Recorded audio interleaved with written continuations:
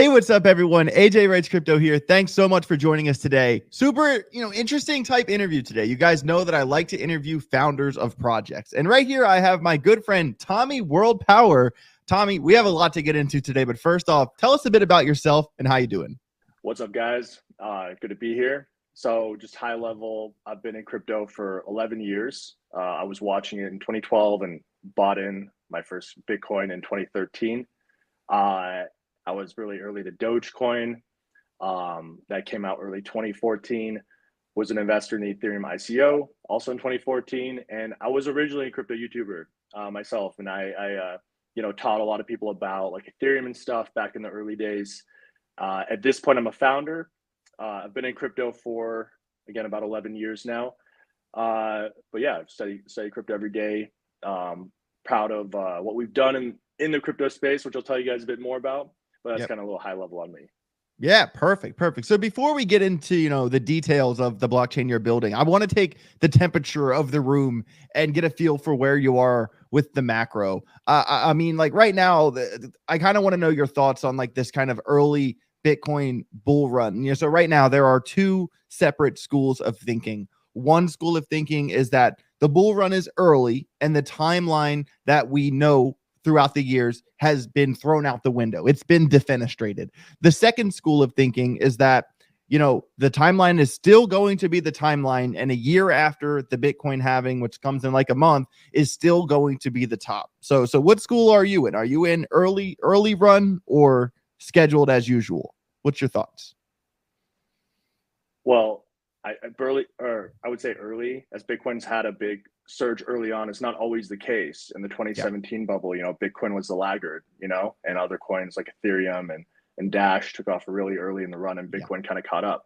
There is, however, a big macro piece to keep in mind here, you guys. The yield curve's highly inverted, and that's usually a precursor for a recession or something. So that could throw kind of a wrench in this whole cycle. But if not for that, the cycle is looking really strong coming out of the gates.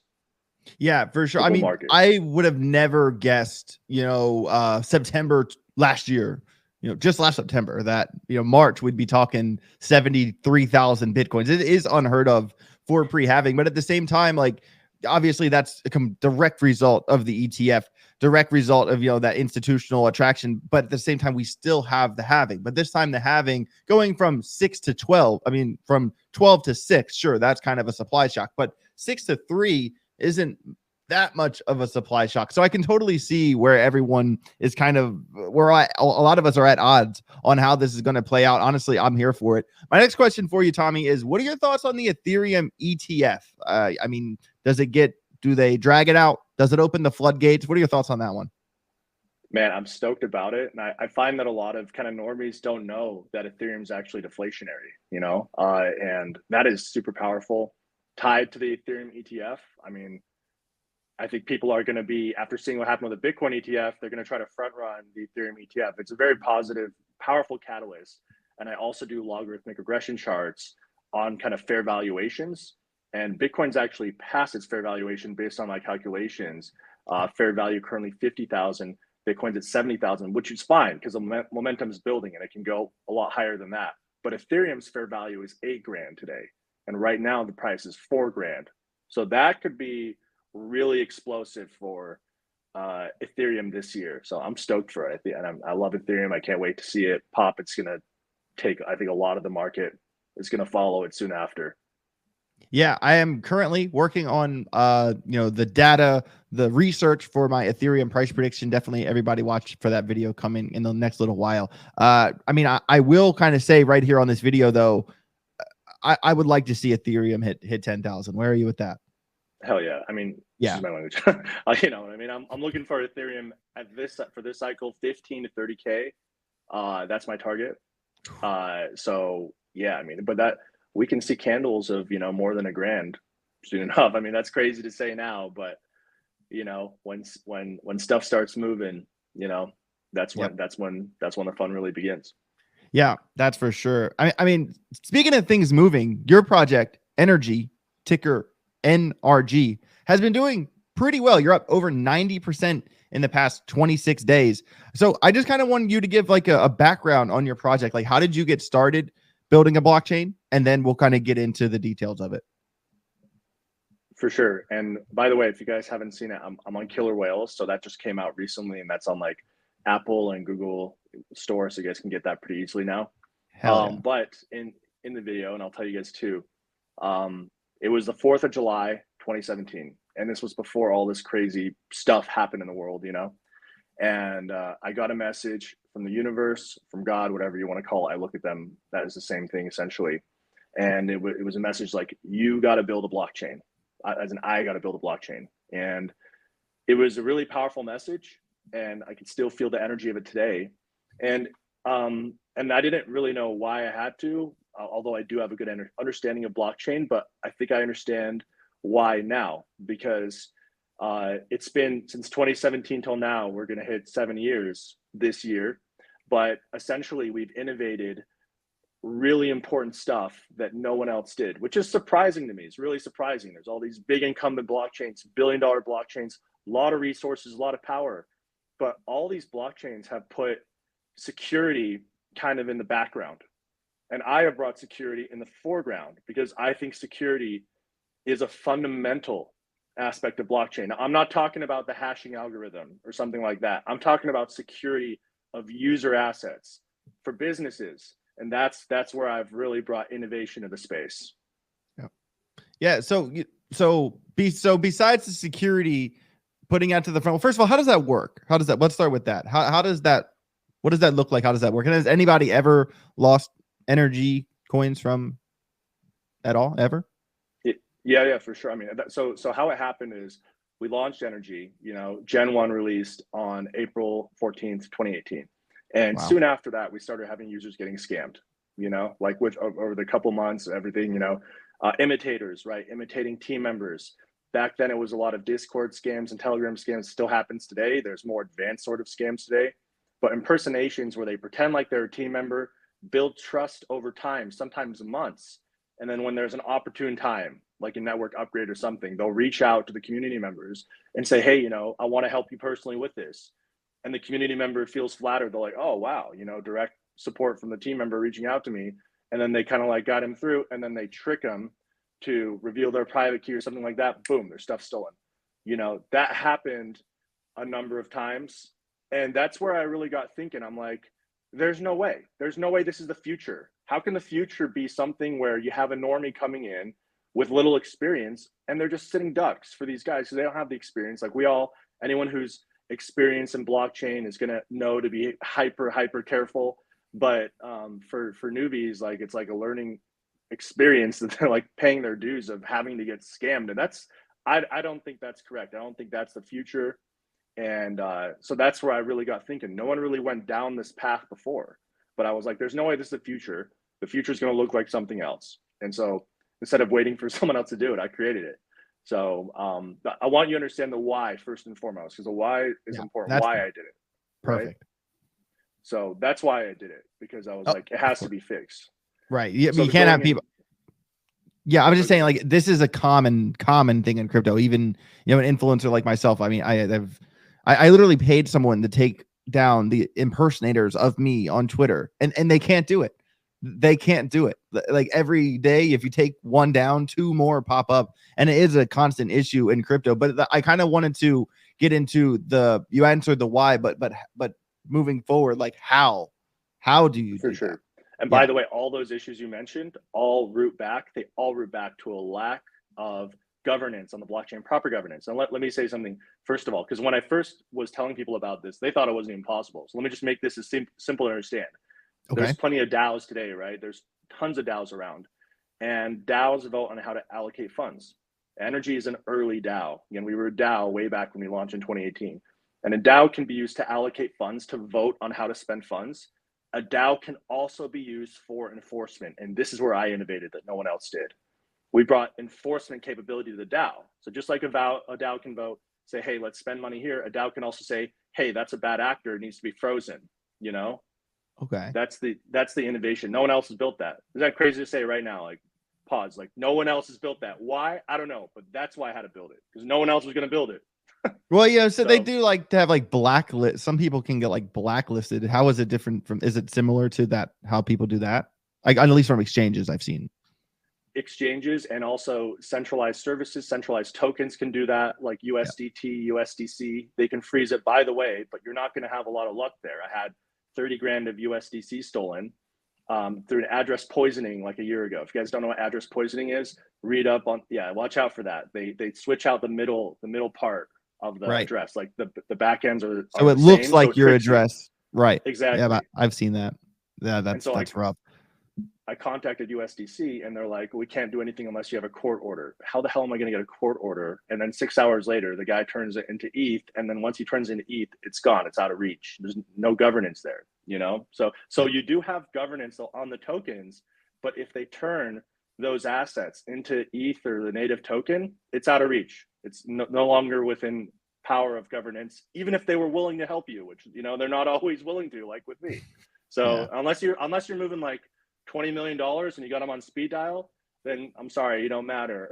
I guess, you know, as a truth. So, you know, the project has been around for a little while now. This is an important question for me because I'm always looking into this in every project I invest in. Can you tell me about the tokenomics for Energi? Man, I take tokenomics super seriously. Good. And so the way, actually we have the Energi token. And by the way, we have our NFT marketplace called GMI. And that'll be the second token we have. We're not doing like 1 million tokens, but this one really calls for another token as part of the ecosystem.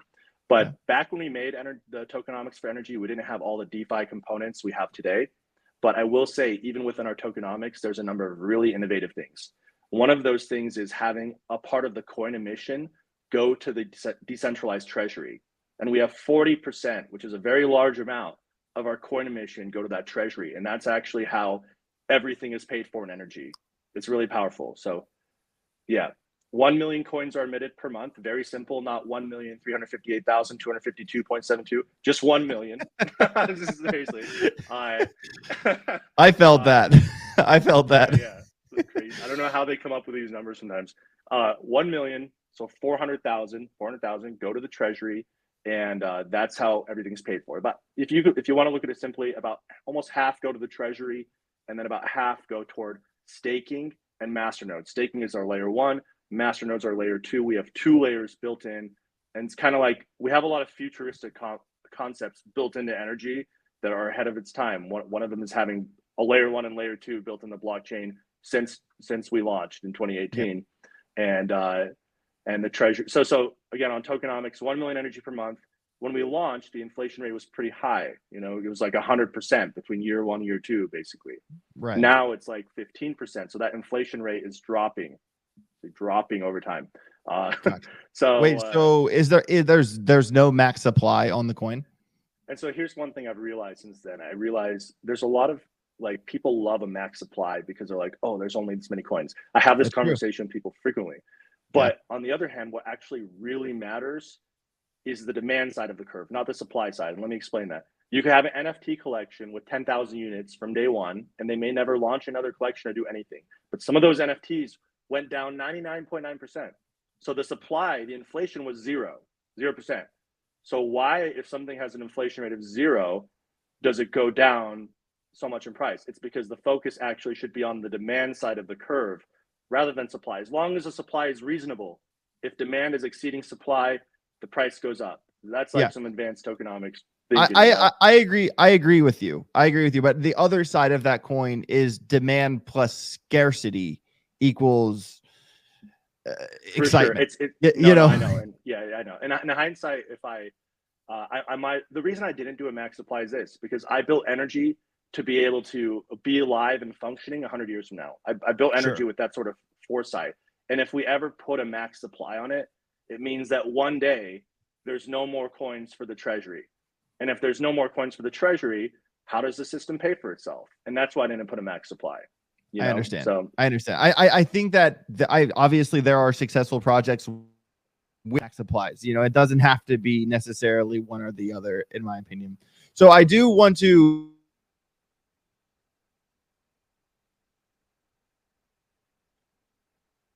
relatively well. You know, has gone up, I think like 140%, has corrected 20% in the last couple of days. But all in all, you're up 90% in the past 26 days. Really not bad. I mean, how do you plan to keep that momentum going? Man, I'll tell you what. Over the years, I've seen the security narrative get brushed over, right? And people would abuse the word security all the time. When they say security, again, 90% of the time people are talking about security, they're just using that word and talking about, again, like the hashing algorithm. That's Yeah. fine. Like these networks are secure. Ours is secure too. That's not an issue. That's never really an issue. The issue is asset security. And one thing I love to see, it's really coming into focus this cycle. I see the security narrative finally clicking in for people. And man, as a world, we got to, like, look, my approach is money is the blood of the world. And you got to have that blood's got to be clean, and you got to have like money flowing in a good way. And to do that, you need to like a proper blockchain. This is my philosophy. A proper blockchain. It's a duty and responsibility of a blockchain to protect its users. And this is again where I've gone in a different direction than a lot of other projects that have just said, a lot of other projects, big projects, a lot of those top 20 coins say it's not our responsibility. It's your responsibility and only your responsibility. And if you fuck it up, then too bad.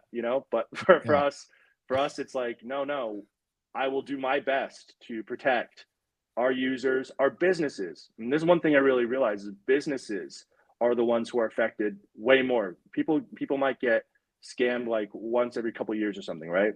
But a business can deal with their users getting scammed every day. And what happens, you guys know how bad like negative reviews are, right? If a company has like just a bunch of 1-star reviews that continue coming in, it's going to be really harmful to the business. So really that's where our focus is really aiming toward, is like B2B, helping businesses, NFT projects, gaming companies, because they all need this. They all need a blockchain where they don't have to worry about bringing the normies in, because they don't have to worry about them all getting ripped off and getting a million, negative reviews and complaints that could just destroy their business, or destroy that avenue of the business, Right. So, I mean, I was wondering, like, can you point to any like, cases in the past, year where someone in your community would have gotten scammed or would have lost tokens, but your protocol actually saved that from happening? For sure. I mean, we had a community member recently who had about 40,000 energy stolen. We're able to freeze it and work on getting that back to him. There is actually another huge case that happened pretty recently. This was an exchange, and a big known exchange. We talked about this. Yep. We did. Okay. Yeah. But anyway, I won't say what exchange it was, but they stole. It was 1.5% of our total supply currently, which is a huge amount of energy, right? And wow. They had taken that energy and sent it to another exchange to sell, like illegally, unethically, FTX like behavior. Wow. And we froze it, and I want to get that energy back to the users, but for the time being, at least we have prevented that energy from being dumped on everyone else. That's a ton of energy. It would have dumped on everyone, would have knocked the price, at least 20-30% or more, something like that. It would have been a big hit. And we stopped it. So we're the only blockchain that could have done that. Every other blockchain is powerless. So I'm interested to learn, more about that. So say, I hold 20,000 energy and some hacker comes in and steals it. You freeze it. Then what happens? For sure. And so just to explain this, so this is all decentralized. So I don't have a master key. I don't have an admin key, right? There's some projects that do that. I don't have that. Okay. It's all built in the network. So the way it works, if someone steals anyone's funds, anyone can come and temporarily freeze that address if they get twice as many yes votes than no votes on a proposal. So that can cause an address to be temporarily frozen for up to 2 weeks. That's basically just to buy time so we can see what happened. Then they come to the community, report it. We have what's called the EBI, Energy Bureau of Investigations, kind of a name. We picked up the name from FBI because it's a similar sort of service, basically. I like it. Yeah. It's awesome. Like we've been doing it for years now. So we investigate to see what happened, and the investigation process is pretty intense. A lot of times people try to pretend like they had something happen but didn't. So it's a thorough investigation. You got to like provide logs from your computers, which usually the people who are just trying to trick the system, they stop right there. Anyway, that happens all the time. We find out what really happened, and then can make a recommendation, basically like saying, hey, this is very likely a crime. We should proceed with this recommended action. You know, that's how it works. Wow. But the community, the master nodes, our network is what votes on it. You know, again, not. Yeah. I don't have an admin key. Some of these projects have like an admin key. I don't have that. It's a decentralized system. Yeah. No, that is super interesting, and you know, I'm surprised more blockchains haven't been more forward thinking with something like that. But hey, there's a gap there, and you filled that gap, and that's, you know, that's what crypto is all about. So, you know, I had a conversation with John from Algorand like a while back, and he was saying, you know, in his opinion, crypto is 50% tech, 50% marketing. And I said, no, John, you're wrong. You're completely wrong. Crypto's 30% tech and 70% marketing. One, do you agree with that? And two, I mean, what's the push for Energy coming into the bull run? Yeah, I think it's 10% tech and honestly 90% marketing. 90, okay, even worse. Good. Yeah, and we clearly see that, right, you guys? I mean, look at some of these. I mean, I'm playing the meme coin game because that's where the volume is. I don't make the rules. I'm just playing the game, you know? True. That's where all the activity is. Meme coins, what do they have for tech? Not very much. Not usually very much. Doesn't matter, right? Yeah. But you know, look at Shiba Inu was, I think, the best performer in the last bull market, like 1,000,000%, not based on tech. And then what happens is they get really strong, and then they have money to work with. So then they built Shibarium and their blockchain, all this stuff. So that's something that I've really learned myself, is it doesn't matter if you have the best tech in the world, you got to be on it with marketing all the time. And that's exactly why I'm here to help, get the word out and spread the word. And also airdrops are massive, right? Airdrops are probably, sometimes people like underrate airdrops. And I've seen that over the years. I'm like, no, man, airdrops are so incredibly powerful. Can be very effective if they're done right. Exactly. Sure. Exactly.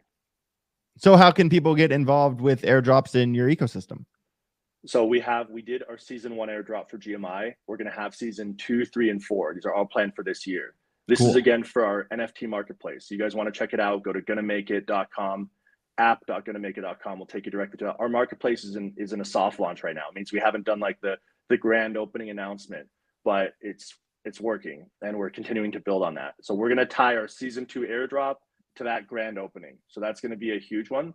So look out for GMI as the symbol. It's going to be kind of like the Portal Coin airdrop, where you see that going on right now as we speak. If you tweet about it and stuff, you get points. The more you tweet about it, the more activity on the tweets. You get basically points, which convert diamonds, which will convert to GMI. That's kind of the whole flow. But it's a lucrative airdrop. We're going to build this up. Speaking of tokenomics, the tokenomics on the GMI token are insane. We built the best.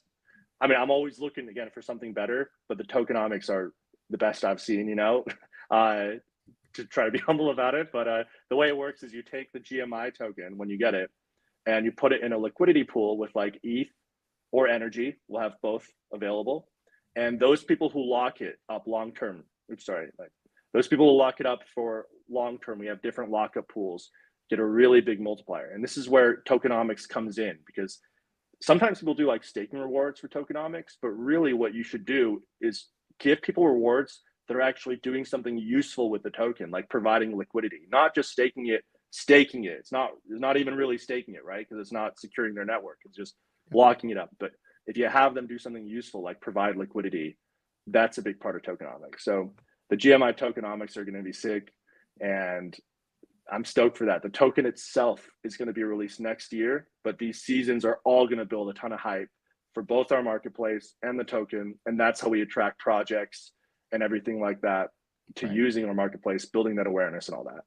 Interesting. So, what is the relationship, between GMI and NRG, like similar to, VeChain has VeThor, like there are some other projects like with the two token model. What is the relationship between those in your ecosystem? For sure. GMI is it's a huge project. I mean, we've been building it 2 years, and we have a DEX, we have Energy Swap, we built a bridge. The NFT realm is what I really enjoy and what I really want to focus on building out, right? You got to focus on something, and that's my area of focus. So the GMI token just basically represents that marketplace and that ecosystem around it, which is parallel to Energy, but not exactly the same. I understand.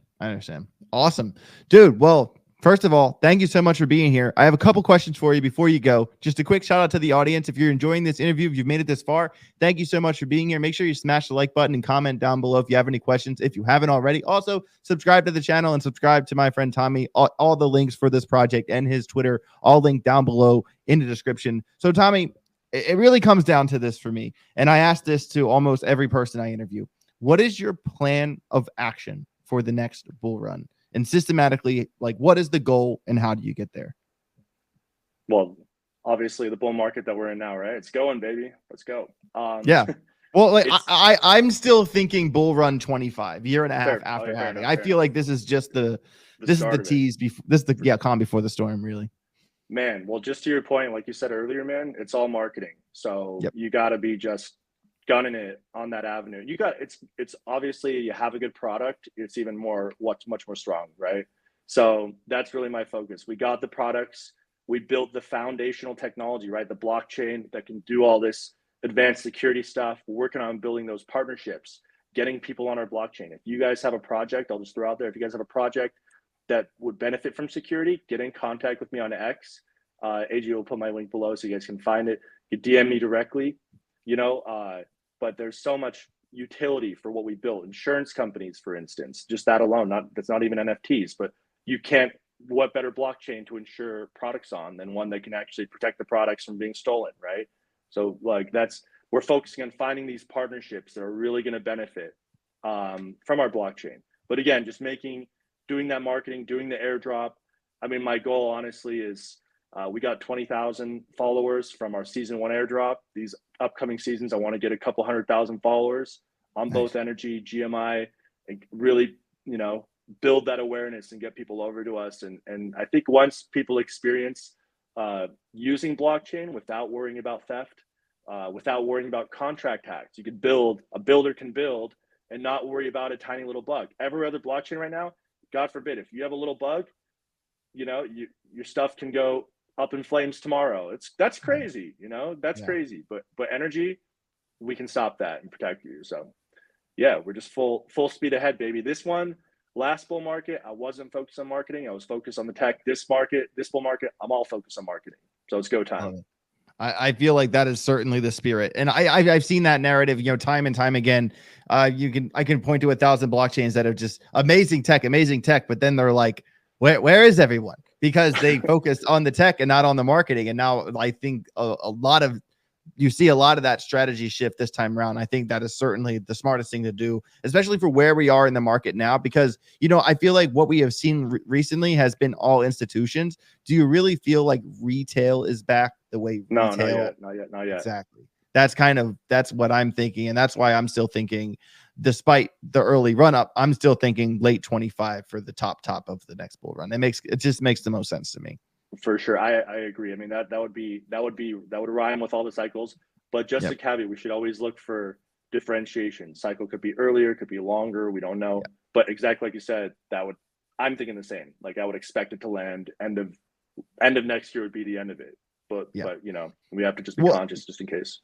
For sure. But, even going back to our original conversation about Bitcoin and then Ethereum, I think in a world where Ethereum ETF gets approved, in the next couple months or even, early next year, say they drag it out, I feel like that could extend the bull run. Like I wouldn't be surprised to see higher highs, July, August 26, because if the institutions just keep coming in to the ETF investments and retail just drools more and more and more because of all the institutional money coming in, I could see it lasting longer. What do you think?